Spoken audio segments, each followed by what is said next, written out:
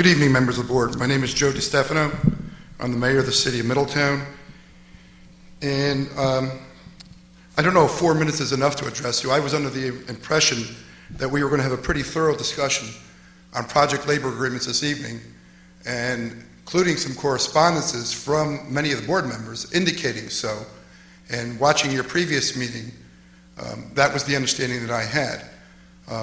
There were many questions from board members during the past 2 weeks that I tried to address, some by email, questions from our residents in the city of Middletown, and I don't know if 4 minutes does the issue justice. I would hope that we'd have some courtesy and extend some type of opportunity to address the board. There'll be a second opportunity as well, Joe, so you'll have 8 minutes entirely. Oh, I'll stay as long as you stay, but there's a lot of people here that... I know, that's why we can only limit it to 4. I know you used that excuse before that...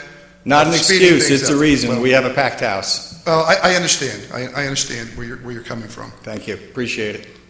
I don't agree with it, but I understand. That's okay. I wanted to open with just a comment and reading from the U.S. General Accounting Office regarding PLAs. And this is their summary. There is no complete or comprehensive database on PLA use in the public or private sectors.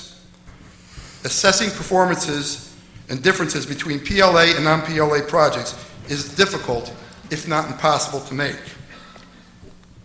Saying that, I will stipulate and agree that there are many opinions on both sides of this issue. And what I tried to do over the last couple of weeks when this issue became a public issue, and by the way, it's been a public issue for almost a year now, and it was addressed last year at this board and not followed through. So some of the comments that have been coming from board members is that this project, or looking at PLAs, or some of the excuses for not examining them more closely, is that this is going to delay our project. This is going to delay the construction of the school. Well, it's not so.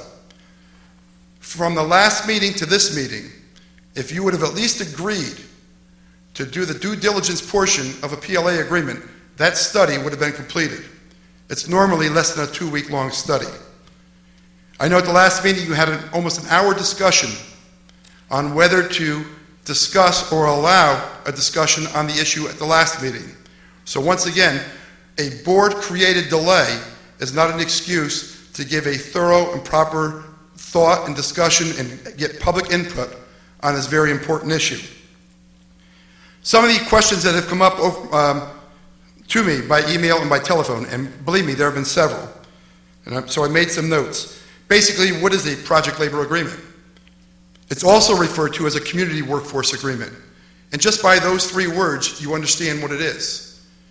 It's an agreement with the private sector, with your contractors, with people bidding on this new school to employ community-based people. It's a pre-hire collective bargaining agreement. It's not an agreement targeted only to unions. It's an agreement targeted to local labor. Many project labor agreements throughout this country are with non-union contractors. In fact, there are many right-to-work states down south that employ project labor agreements. Many large companies such as Toyota, Bechtel, one of the largest contractors in the world, let alone the country, utilize project labor agreements. What are the features of a project labor agreement? You have about 30 seconds. Well, and I'll be back. So okay. I'm passing my 30 seconds now, but no, you still have at least 30 seconds. I don't like to be interrupted in the middle of a thought. Would you like one? I think the issue, I'll take my 30 seconds up to address the board. No, I was just about to give you a minute. I think the issue is so important. You're spending $63 million. Mr. Geiger, could I have your... You have almost a third of these people, the majority of these people in this room, of their local labor unions are out of work. You need to do what you can to protect the interests of the people who are paying for this project.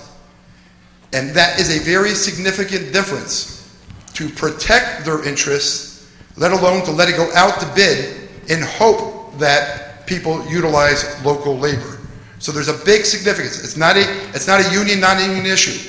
It's a local labor issue, a community workforce issue, and I think the board, I've provided you with information on both sides of the issue.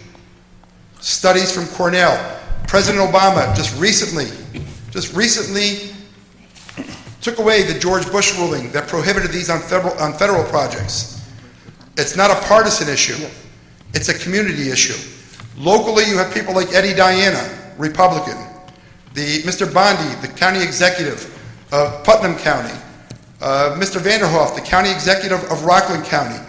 These are not people in my political party, because I've heard that argument also.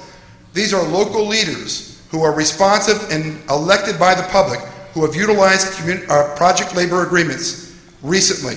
The Marlborough School District, the Newburgh School District, two of the largest county projects were utilized for project labor agreements. And we all know Eddie Diana. And one of the arguments is that this project labor agreement will cost the school district more money. Not true. And you can read every study that you want, from Cornell to the Bucknell study out of Joe, I don't want to interrupt you, but Eddie Diana, I'll wrap up right now. Thank you. Appreciate it. Eddie Diana is known for being very frugal with taxpayers' money. He can rub the head off of a nickel. That's how tight he gets when it comes to spending taxpayers' money. And if Eddie Diana can do it on the county level with the two most recent projects, and every Republican county executive in this area can do it, there's no reason why the Middletown School District can't do it. Thank you. Thank you very much.